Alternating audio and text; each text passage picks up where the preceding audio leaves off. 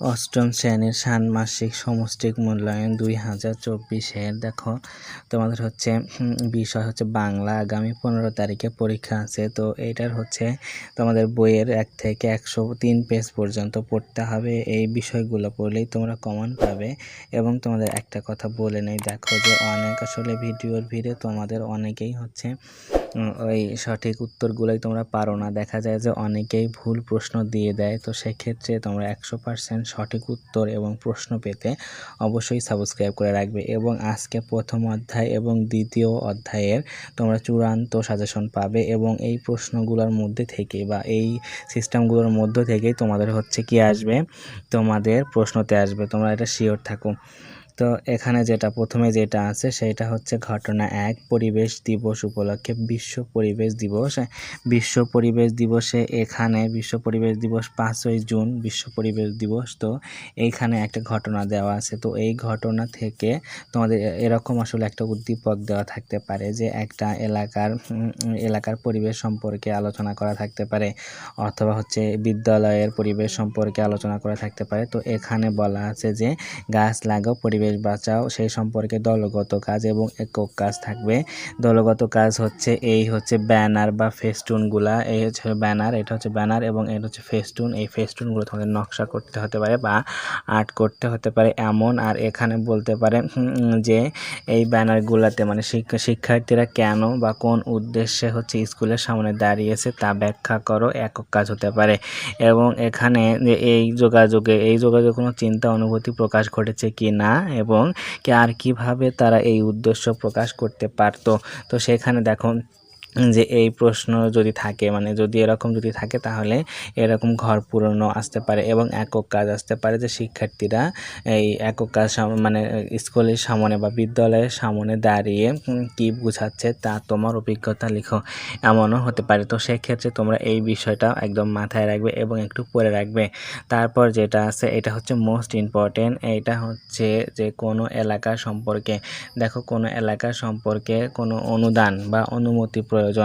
এখন তোমার এটা ক্লাসরুমের বিষয়ে বইয়ের মধ্যে দেওয়া আছে, সেটাতে তোমাদের যেমন তোমার হচ্ছে এলাকার হচ্ছে নলকূপ বসানোর জন্য এলাকার হচ্ছে ইউনিয়ন চেয়ারম্যানের কাছ থেকে অনুমতি বা অনুদানের জন্য আবেদন।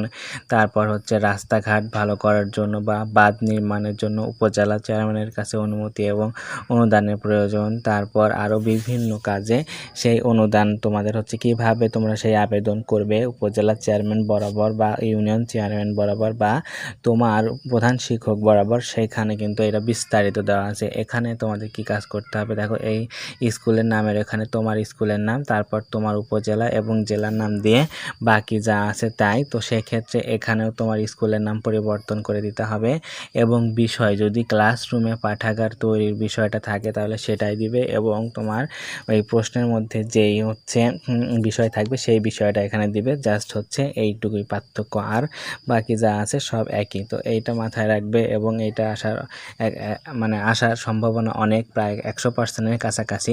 তো যদি এরকম আসে তোমরা এটা পড়ে রাখবে, তাহলে তোমাদের জন্য অনেক ভালো হবে।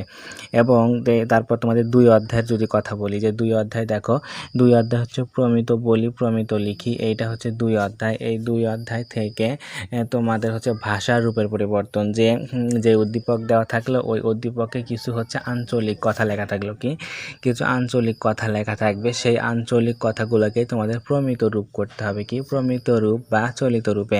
যেমন এখানে দেওয়া আছে আস্তে আস্তে ভিড় কইরো না, আর উঠো না, নাও ডুবে যায়, ডুববো কইলাম। তো এখানে আস্তে আস্তে ভিড় করো না আর উঠবেন না, নৌকা ডুবে যাবে বলছে। তো এইটা হচ্ছে আঞ্চলিক ভাষা থেকে প্রমিত রূপ অর্থাৎ চলিত রূপ। তো এখানে দেখো তোমাদের হচ্ছে যেটা তোমরা আঞ্চলিক ভাষা বলো সেইটাই হচ্ছে লিখবে, লেখার পর সেটার আসলে কি সেটা চলিত রূপ কি সেটা লিখবে, যে তোমরা কোথায় যান, এটা হচ্ছে তোমরা কোথায় যান, এটা চলিত রূপ আমি বলে দিচ্ছি। তারপর আর এখানে সেটার হচ্ছে কি আছে, আঞ্চলিক রূপ আছে, তোমাদের হচ্ছে বাড়ি কোথায়, তারপর তোমার নাম কি, আপনার ছেলে কেমন আছে, তারপর তোমাদের ছাগল কোথায়, বা তোমাদের হচ্ছে যে কোনো একটা কথা বলতে পারো, যে তোমাদের গাড়ি কোথায় এটাও লিখতে পারো। তারপর আপনার আপনার জামাই কোথায় গেছে এটাও বলতে পারো। তো কত টাকা ভাড়া বা এটা হচ্ছে আপনার বাড়ি ঢাকা, রংপুর, সিলেট এটা বলতে পারো। তারপর এই তোমার জেলা কিসের জন্য বিখ্যাত বা তোমার জেলার বিখ্যাত একজনের নাম সেটা হচ্ছে লিখবে। আর এই পাশে দিয়ে পুরাই হচ্ছে আঞ্চলিক ভাষা লিখবে। তো এইটা একটা বিষয় যে একক কাজও থাকতে পারে অথবা দলগত কাজও থাকতে পারে, সেই জন্য এইটা অবশ্যই পড়ে রাখবে। এইটাও মোস্ট ইম্পর্টেন্ট। তারপর তোমরা আগামীকালকে পাবে তোমাদের হচ্ছে তৃতীয় এবং চতুর্থ অধ্যায়। তো দ্বিতীয় এবং চতুর্থ অধ্যায় থেকে আসলে কি কি খুব ইম্পর্টেন্ট বিষয় আছে, সেই ইম্পর্টেন্ট বিষয়গুলো কালকে তোমরা পাবে। তো সেই জন্য অবশ্যই সাবস্ক্রাইব করে পাশে থাকা বেল আইকনটি ক্লিক করে রাখবে, কেননা বারবার বলতেছি যে তোমরা হচ্ছে সবার আগে প্রশ্ন এবং উত্তর পাবে, সেই জন্য সাবস্ক্রাইব করে রাখবে। এবং ভালো লাগলে ভিডিওটি তোমার ফ্রেন্ডদের মাঝে শেয়ার করবে, সাথেই থাকবে। এতক্ষণ সাথে থাকার জন্য ধন্যবাদ।